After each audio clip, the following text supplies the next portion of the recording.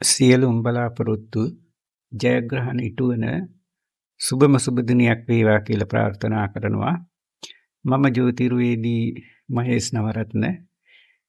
ඉසිදින ජ්‍යොතිෂ සේවයේ YouTube channel එක මගින් අද දවසේදී බලාපොරොත්තු වෙනවා 2026 වසර කුම්භ ලග්න හිමියන්ට කුමන ආකාරයේ සුභ අසුභ විපාකයන් ලබා දෙනවද කියලා පැහැදිලි කරලා දෙන්නට. කුම්භ ලග්න හිමියන්ගේ වසර පුරාම සෙනසුරු ඉන්නේ දෙවැන්නේ, රාහු ලග්නේත් කේතු හත්වැන්නේත් ඉන්නවා. ඒ නිසා මේ වසර පුරාම පොදුවේ අත්විඳින්නට සිද්ධ වන කාරණා කීපයක් තියෙනවා. බලාපොරොත්තු සහිතව පටන් ගන්න ඕනම දෙයක් ඉන් ප්‍රයෝජන නැතිව හරි දුක්මුසු ස්වරූපයෙන් එය අවසන් කරන්නට සිද්ධ වෙනවා. ඒ සඳහා කැප කරපු ධනයත් නිර්පරාධ ධනයක් බවට පත් වෙනවා. ඊළඟට සියල්ලම වරදින්නේ තමන්ගේ වැරදි නිසා කියන හැඟීමක් ඇති වෙනවා. මුදල් සම්බන්ධ කාරණාවලින් ගොඩක්ම පාඩු සිද්ධ වෙනවා. මිතුරන් නිසා රැවටීමට ලක් වෙන්න සිද්ධ වෙනවා. ජීවිතය තුළ බොහෝ ගැටලු රාශියක් මතුවෙනවා. වෙන වූ ජීවිතයක් ගත කරන්නට සිද්ධ වෙනවා. ඒ වගේම වැඩිපුර තැන් වල ඇවිද්දවනවා. ඒ වගේම ඇවදීම නිසාම වැඩිපුර ධනය රැස් කරන්නට පොළඹවනවා. ඒ වගේම ඒ ඇවිදීම නිසා ලබා ගන්න ධනයත් නිර්පරාදී වියදම් වෙනවා. මේ తත්වය කුම්භ ලග්න හිමියන්ට මේ වසර පුරාම දකින්නට ලැබෙනවා. වම්මැස සම්බන්ධයෙන් ආබාධ, ඒ වගේම දකුණු කකුල සම්බන්ධයෙන් ආබාධ, අස්ථි සම්බන්ධ ආබාධ මේ කාලය තුළදීම කුම්භ ලග්න හිමියන්ට අත්විඳින්නට සිද්ධ වන ආබාධ හැටියට ගැනෙනවා. ඒ කොහොම වෙතත් මේ වසර පුරාම විවිධ ග්‍රහමාරු සිද්ධ වෙනවා. ඒ වගේම ග්‍රහමාරු නිසා විවිධ යෝගයන් ලබනවා. ඒ සියල්ලක්ම එකතු කරගෙන කුම්භ ලග්න හිමියන්ට 2026 වසර මොන වගේ සුභ අසුභ විපාකයන් ලබා දෙනවද කියලා පැහැදිලි කරන්නට බලාපොරොත්තු වෙනවා. මේ විස්තරයට යන්න කලින් ඉසිදින ජ්‍යොතිෂ සේවයේ YouTube channel එක subscribe කරලා bell icon එක ඕල් කරලා like කරන්න. ඔබගේ වටිනා අදහස්ද ඉදිරිපත් කරන්න. අගෝස්තු 18න් පස්සේ උච්ච කුජ සමග සිකුරු සංයෝග වෙනවා. ධර්ම කර්මාධිපති යෝගයේ යෙදෙනවා. 9 වෙන්නාධිපතිය සහ 10 වෙන්නාධිපතිය එකට සංයෝග වීම නිසා ධර්ම කර්මාධිපති යෝගයේ යෙදෙනවා. ඒ වගේම සඳුගෙන් 7 වෙන්නේ කේන්ද්‍ර ස්ථානයක ගුරු ඉන්නවා. මේ කාලය තුලදී කුම්භ ලග්න හිමියන්ට සුබමෙන්ම අසුභ විපාකත් ලබා දෙනවා. ලෞකික ජීවිතයට බලවත්සේ ආසා කරනවා. බලය හා ප්‍රසිද්ධිය ලබා ගැනීම සඳහා කටයුතු කරනවා. වැඩිපුරම කුම්භ ලග්න හිමියන් දේශපාලනය පිළිබඳව වැඩිපුරම කතා කරන්න පටන් ගන්නවා.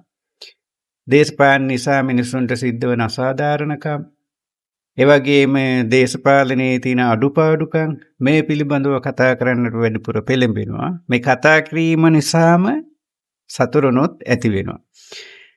ධනය හොඳට ලබා ගන්න පුළුවන්, ධනය උපයා ගන්නවා. ඒ ධනය උපයා ගන්නා වගේම නිකරුණෙත් ධනය වියදම් වෙනවා. සමාජ සේවා කටයුතු වල වැඩිපුරම නිරත වෙනවා. පිහිට විය යුතු අසරණ මිනිසුන්ට පිහිට වෙමින්, ඒ අයට උදව් උපකාර කරමින් කටයුතු කරනවා කුම්භ ලග්න හිමියන් මේ කාලය තුලදී. පෙබරවාරි 24න් පස්සේ කුම්භ ලග්න හිමියන්ගේ ටිකක් උද්‍යෝගය වැඩි වෙනවා. අන්‍යයන්ට වඩා ප්‍රකටව පෙනෙන්නට පටන් ගන්නවා. පාලන ශක්තිය හොඳට බලවත් වෙනවා. නිදහස වෙනුවෙන් කතා කරනවා, නිදහස වෙනුවෙන් සටන් කරනවා. ඒ වගේ පිරිස් ඒකරාශී කරන්නට හැකියාව ලැබෙනවා. දේශපාලඥයන් නිසා පෑගෙන මිනිස්සු පිළිබඳව නිතර නිතර කතා කරනවා. ඒ අය නගා සිටුවන්නට ඒ අයගේ අදහස් එකතු කරගෙන ඒ අයට ශක්තිය ධෛර්යය ලබා දෙමින් තමන්ගේ නිදහස වෙනුවෙන් කටයුතු කරන්නට කියන පණිවිඩය ඒ අය තුළට යැවීමේ හැකියාව ලැබෙනවා. ඒ වගේම දියුණු වෙන්නටත් ආසා කරනවා. සමාජ සේවා කටයුතු වලට වැඩිපුරම යොමු වෙනවා. තද බල දරුණු විපත් සිද්ධ වෙන්නේ නෑ මේ කාලය තුලදී. ඒ වගේම යහපත් මිතුරන් ඇති වෙනවා. අයහපත් මිතුරන් ක්‍රමක්‍රමයෙන් අඩු වෙලා යහපත් මිතුරන් එකතු වෙනවා. යහපත් මිතුරන් තමන්ගේ සේවය වෙනුවෙන් කැප වෙමින් තමන් වටා එකතු වෙනවා. මිතුරන්ගෙන් ආධාර උපකාර ලබා ගැනීමටත් හැකියාව ලැබෙනවා. නමුත් මේ කාලය තුලදී අඹදරුවන්ට තරමක් අපලයි. නිතර නිතර තරහ ගතිය ඇති වෙනවා. ඒ වගේම තරමක් ආශාව බහුල චරිත ස්වභාවයක් පෙන්වන්නට පටන් ගන්නවා. මාර්තු 15 වෙනි පස්සේ කාලය මිශ්‍ර ඵල තමයි ගෙනත් දෙන්නේ. නිතරම වෙනස් වීමම සිද්ධ වෙනවා. ආත්ම විශ්වාසය ආත්ම ශක්තිය ටිකින් ටික අඩු වෙනවා. මූලික වුණත් අනුන්ගේ වචනයට අවනත වෙන්නට සිද්ධ වෙනවා. ඒ කියන්නේ ආයතනයේ ප්‍රධානය වුණාට තමන්ට යටතේ ඉන්න අයගේ උපදෙස් මත ක්‍රියා කරන්නට සිද්ධ වෙනවා මෙන්න මේ කාලය තුලදී.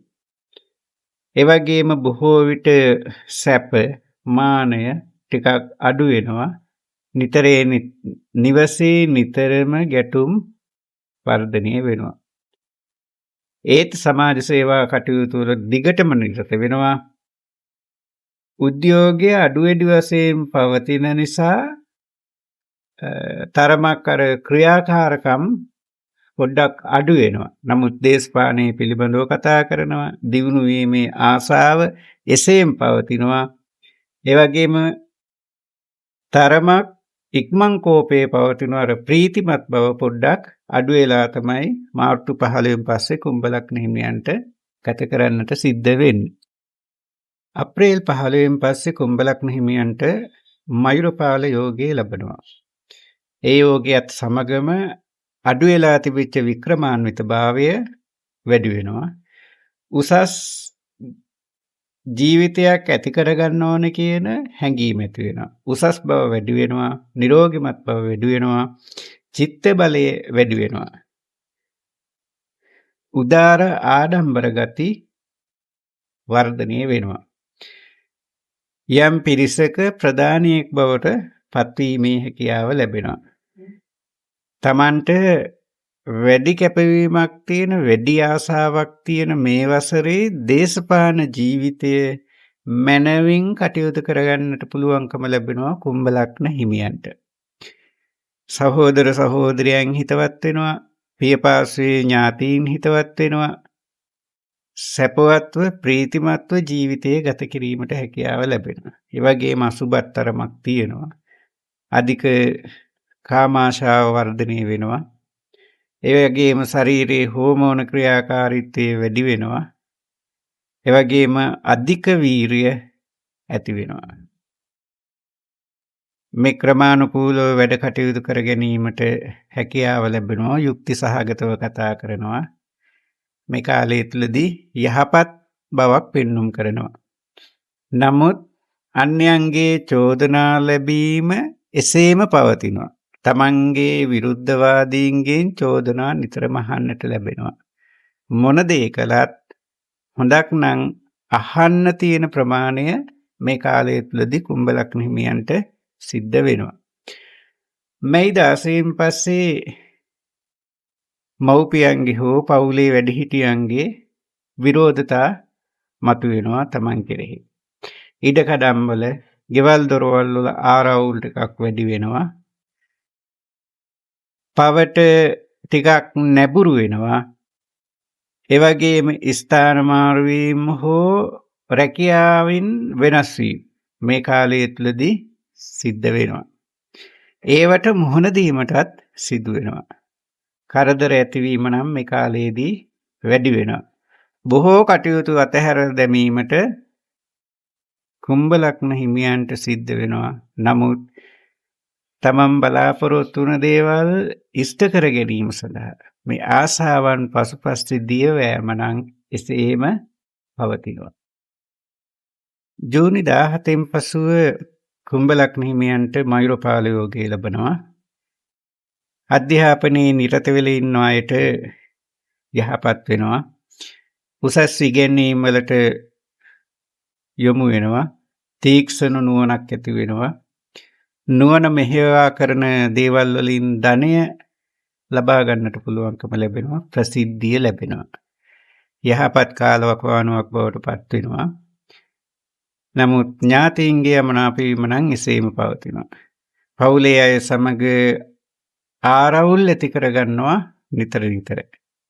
ආහාර පාන ආදීදී ටිකක් පරිස්සම් වීම වැදගත්.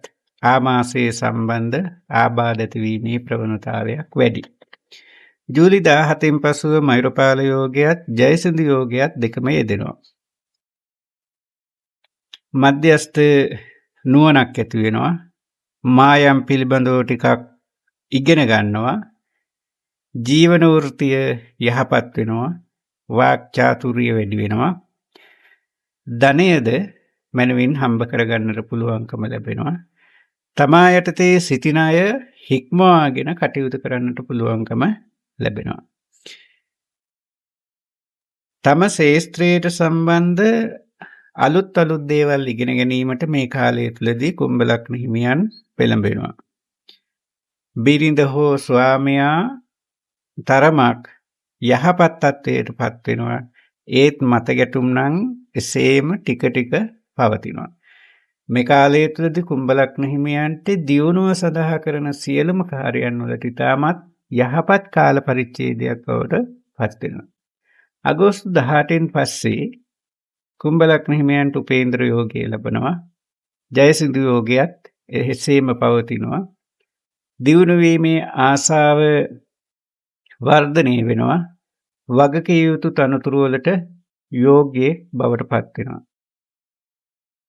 ආත්ම ගෞරවය ආරක්ෂා කරගෙන කටයුතු කරන්න පුළුවන්කම ලැබෙනවා.